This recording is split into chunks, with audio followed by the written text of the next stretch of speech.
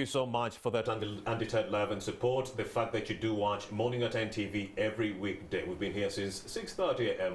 and of course you've been moving with us on this journey. We couldn't be more appreciative of that fact. With me in studio I have Philip Balimosi, a curator, and he is flanked with Emily Akula, another curator. We'd like to talk about the training of the next generation of curators. So who is a curator in that regard? We're going to get to know all that and a brief history of the same. Philip Balimosi and Emily Akula, thank you for joining us on Morning at NTV. It's a pleasure. All right, let's start with you, Philip Balimosi. What should we know about this venture?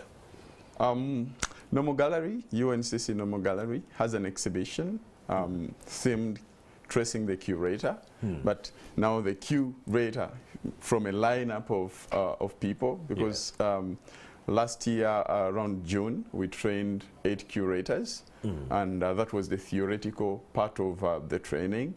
And this time round, UNCC together with the partners, sponsors, including URA, Newcastle University, and Global Challenges Research Fund, have commissioned the 8 curators to realize their first ever project as a team.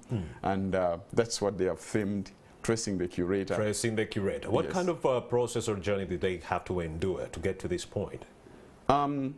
They went through a selection phase. All right. And over 21 submissions were pre-selected. Then out of that, we got 8 finalists, and the 8 finalists underwent a training in June up to July. They realized the virtual exhibition due to the lockdown, but later we realized that they missed out a part of the commissioning, the actual realization into a space and shaping an arena. So we teamed up, UNCC and the partners, and we commissioned the physical exhibition. And that's what we are realizing today at 4 p.m. Is Miss Akula part of the group of 8 curators who actually did win? Absolutely. Oh, and she's already here with us to entice us with those details. How do you feel this beautiful morning? You must be, over the moon with these details coming in. You're part of the 8 curators who actually were successful. Talk to us about that journey. What did you have to endure? First of all, I want to thank NTV for hosting us. And also, where's the energy, Emily? It's really cool this morning to be talking about myself as a curator and to be seated next to one of the best curators in the game. Curators in Africa, in Uganda. Indeed. So it's been a long journey since the lockdown time. We were supposed to do our physical exhibition after the training immediately, but it wasn't This possible. was when? Yeah, so we did a virtual exhibition, which was, I mean, absolutely fine by me if people, but in Africa we want the feel of a touch and we want to see physically and also to be close. So this is why to watch the artwork and have someone explaining to you, but here you were on Zoom and so forth. How hard was that? Internet and so forth, connections? Yeah, and also as people who were doing the same training were not even able to meet each other. So it was the first time meeting as a group and working on a project together as a group. So it feels really good. And we think that this is a journey that has started and it should be able to inspire a lot more other people. Indeed, those 2 years of the lockdown, what did you have to endure as a curator or someone who wanted, a budding curator who wanted to become a curator? So during the lockdown, it wasn't possible to explore every angle. Oh, okay. So we concentrated on what we could, and also we concentrated on the classwork, the training. But so we were able to do, like for me, I was able to present a poem as far as COVID-19 is concerned. And also I must say that mainly part of the main group, most of the collections fresh from the 8 curators, which is mainly known as Team 8, balanced more towards around COVID-19 memories and stuff. We also did collections of other artists that have been able to impact on the curational world and the world of art. Like Kagwa, who is now late, and we are going to display. Kagwa Andrew? Yes. Norbert Kagwa. Norbert Kagwa. Yeah. I was surprised. Professor As a Norbert culture journalist Kagwa. at Daily Monitor. Yes. I was like, how come Kagwa didn't tell me about this venture? Yes. And Go ahead, Emily. And we are going to feature a lot more other artists whose work we have collected. Like we are going to refeature the coat of arms, which was redesigned at some point, and also we are going to do the what? Independence Monument. Independence Monument. Yes, that was recreated and made so that people with disability, especially the blind people, can feel art. Nice. Yeah. And also, you know, I like that. trace it with their hands. He used skills of braillery to bring it up, and also the way that the painting was done, you can feel it with your hands and trace it, and feel the Independence Monument even if you can't see it. So basically, the Team 8 has a lot in store for Ugandans. And indeed, I already have goosebumps just that you can't see them through this suit. This is so inclusive and so compelling, Ms. Abalimosi. Yeah, it is. Even the PWDs. Yeah. Yes. Go ahead, talk to me about that. How did you just sit down and think about the PWDs? So one too many times we are forgetting the persons with disabilities. Yeah. So many people are like, okay, if I'm going to be a curator at an exhibition, I need to be getting people who are going to be seeing the art. But now you're also saying we need people who can feel the art. Yes. Wow. Go ahead. Talk to me about that. Because curating has evolved over time, we felt that the new challenges that the contemporary or modern curators or the current curators are facing go way beyond the traditional roles and competencies of a curator. So in this particular exhibition, we commissioned them with a brief of challenges that you're dealing with a community that that has faced a new normal, but also previously we did an exhibition. Before this particular exhibition, we had an exhibition for the differently abled people. So it launched us into this phase of thinking, how can we engage with this sort of environment? But also the core of this particular exhibition is to sort of rethink and archives, but also documentation of African narratives. But most importantly, we are looking at a shared memory. That's why we call the workshop Collective Memories. And we believe everyone is an expert in a way. And we believe every Ugandan has particular remnants of history. And what we are looking at, how can we interweave these fragments of knowledge and history into one cohesive and coherent narrative. So I could be watching an art piece, but literally I'm reading a book. Yeah. I'm getting to know the history of my country through this art piece. Everything has a meaning. And I'll be having a curator like yourself explaining everything when I'm at that exhibition. Go ahead, Philip. So even when you're blind, we thought about this particular audience that perhaps visual art has not really focused on, and we featured an artist who has done a comprehensive research, Simon Banga at Makerere University. He's been concerned about the differently abled people, and he decided to decipher the history of Uganda through monuments. All the national monuments, Uganda at 50, the Commonwealth Monument, the Independence Monument. But we felt like because this particular exhibition is about our history, our legacies, and Africanizing all this. I'm seeing a very huge link between what you do and patriotism, Philip. Exactly. The love for your country. Absolutely. And that's, initially I said we are Africanizing and we are Ugandanizing for this particular context. And we want everyone to look at things depending on, in an African perspective, with an African mind, with an African sort of history. With a decolonized mind. A decolonized mind. I like that. Exactly. And what's unique about it is that it's non-discriminatory. Thank you. We just, if we feel like Ugandans need to see something, people need to see something about Uganda, we just wake up and say, I think that we should curate work that was done by Professor Lilian Nabulime, for example. Or you can curate work that has been already done by other artists. Exactly. Yes. Perfect. So we pick it and curate it.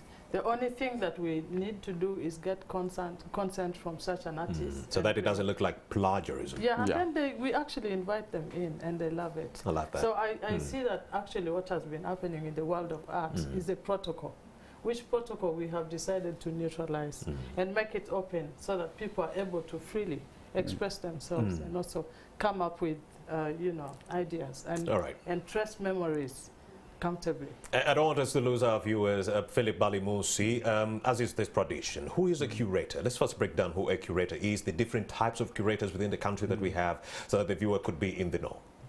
Thank you so much. The curator, the word curator comes from the word curare, and curare means a caretaker. Traditionally, curators were custodians of museums and all that, custodians of collections. But over time, the word and the context and the practice has evolved. And one of the key curators globally that we look up to for changing and evolving the practice is Herod Zeman. So ideally, he changed the scope. And in Africa, the one we look at is the late Okwi Enwenzo. He evolved the African perspective of curating. And but the curatorship is defined by the competencies. As a curator, what should you possess? What should you do? The competencies scale from mainly the traditional, which is collecting objects, collection care, collection planning, but the kind of recent evolution has gone into collection communication and collection communication and education. So today, curators are mainly concerned with how do you communicate, how do you package content, cultures, histories into easily decipherable narratives that everyone, regardless of whether they have studied art or history, can sort of get meaning out of it. And the kind of curators we do have are so many. We have bio curators. Who are those? The bio curators. I'll get to that in a minute. Right. We have digital curators. We have curators of history. We have but broadly, curators are defined depending on the practice. Yes. If you're so much into literature, then you defined by that way. If you're so much into laboratories and so on, that's the biocurators dealing with specimen and all that. Romeo Busige is so much into literature, so where would I fall? I beg your pardon? I'm so much into literature, so where would I fall? You'll be more of a curator based in history. I'll come and talk. I'll come and talk. Yeah, we need to. Go ahead. Yeah, because the scope is so broad that now you need a digital curator because of the digital migration. And those are specifically, they know how to communicate with the digital audience. And this is the group that grew within the COVID-19 pandemic. It has been there, but it has over-evolved, and it's picking up because today you have digital museums, you have the virtual or augmented reality and 3D or virtual reality. So because of that, you need specific curators who have research based on sort of digital technologies and all that, but also who have that connection with the virtual audience, because it's different to deal with a physical space and a physical audience, but also from dealing with a virtual audience. What difficulties come with, executing that online? One, as for example, take an African sort of experience. In Africa, we believe in seeing and touching, but also we believe, because the process of curating is such an interesting way of telling a story. It's not just getting pieces and all that. You'll need authority for each and every process that you take. For example, if you're collecting an artwork from a deceased person, you need to get permission. if you're taking a work from an institution, you need permission for that. If you're writing catalogs and all that information has to be approved by the individuals. If you're exhibiting an artwork and taking photography, the photography you've taken has to be credited. So lots of those processes in a Ugandan way, you need to meet the people physically and talk and negotiate and agree. But also what is important about this exhibition in that view is that we're featuring an original coat of arms, the Ugandan coat of arms done by Cecil Todds in 1962. So that's part of the breaking of the history. But also as curators, there's need to understand how do you deal with the work of a deceased artist? Where do you get permission? And how do you deal with the work that represents a country? All right, let's also bring in Emily, and before we wrap up this conversation, why is it so important to increase the number of curators within this country? The most important bit of it is to magnify the work of art. Yes. And also to bring more appreciation in that world. And basically to expose. Yeah. Like right now, I think the major appreciation that we bring as Team 8 is the exposure that comes with it. Like now we are very comfortable with the digital world, and we are able to appreciate the fact that you don't have to be in you know, at an art gallery physically to be able to appreciate, and also to be able to present what really, what you desire. But me, I'm coming to the normal gallery physically. I need to be seeing what is happening there. So talk to us about what you'll be doing at the normal gallery before I let you go. So what should we expect? At the normal gallery, we have a whole display of the COVID-19 pandemic. We have, what is unique about the display is we appreciated the fact that when COVID-19 came, people started running up and down for solutions, which solutions didn't seem to be, you know, like, there. So we have a display of herbs that people started using in order to, you know, try to get out of it. Because remember, when the pandemic arrived, everybody didn't have nothing, whether you had money or not. But what was most interesting with it is that people who had money went to the hospital, and some of them, unfortunately, rest in peace, had to get their, you know, deceased persons at very high expenses, like 200 million. Like, so you can imagine a person who is a border rider, or that other woman in the market. So people started looking for solutions, for herbs to steam, anything they got, and they said worked, they were drinking it. So we have put a display of all of those items. And actually, we are going to have a live stream of the face with some of the herbs that are there. And also, we have collections of other artists that all right, we shall come to the normal gallery and be able to be acquainted with all that. Thank you so much, Philip Ballymoose, if I haven't made the time to come through. Of course, the normal gallery has a lot more to speak about in terms of what you're going to be seeing or feeling if you are a PWD. Please, go even here. Yeah, we have video installations. Video installations. And thank you to Emily Akula, Emily, for coming through. Emily Akula is also a curator. Well, that's it for this conversation. Let's take a break. We'll be right back.